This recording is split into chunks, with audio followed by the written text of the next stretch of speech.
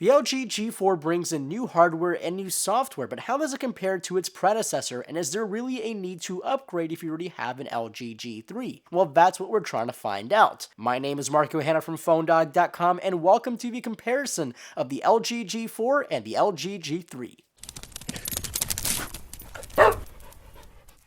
Now, starting off with the aesthetics of these two, they share a very similar design language, and overall, the design really hasn't changed much, but more like matured from the LG G3. In my eyes, the switch to the slight curve of a display and the beautiful sides of the LG G4 speak a little more sophistication. Yes, it may look like a 1+1, but who really cares at this point? Now, the back still houses those famous volume controls and the lock power switch, but they're not as comfortable as the ones found on the LG G3, and that's basically it from the sides of aesthetics.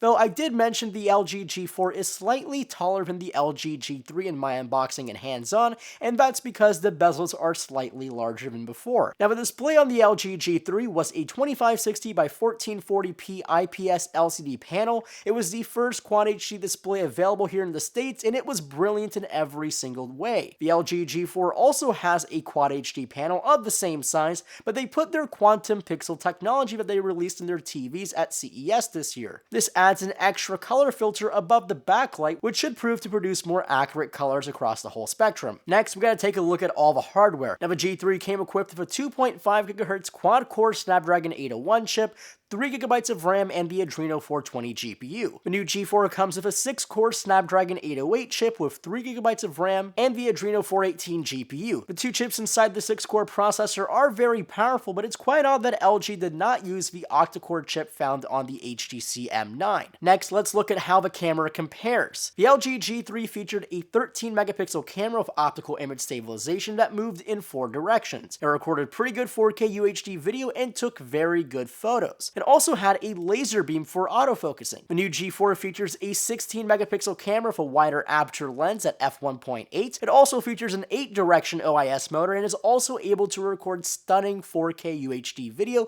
and shoots fantastic photos. Also, with a larger aperture, low-light photography performance has been increased significantly. Laser autofocus has also been improved with more accurate autofocusing and faster autofocusing. Now over to the software. My LG G3 is actually running Android 4.4 KitKat, but most G3s now have been updated to 5.0.1 Lollipop. Reason why my unit hasn't been upgraded is it's a Korean unit with Korean software, and it's not available to get updated here in the States. Now, the G4 is shipping with Android 5.1 Lollipop with LG's 4.0 UX software. It's a slightly reworked version of the skin we saw on the LG G Flex 2. It has tons of Android material design and has been reworked to run much smoother than before, but the overall feel of the software seems to be on par with the LG G3, even if it running 4.4 KitKat. But if you want a more accurate feel for the software, go check out our LG G Flex 2 review. So overall, from our first looks comparing these two, the G4 seems to be a nice upgrade, but is it enough to make you fork over more money to get rid of your G3 and buy a G4? We're not 100% sure that it is. It's really nice though, and we're liking it quite a lot. We definitely have to play with this phone for a bit longer to get a complete feel for how it is,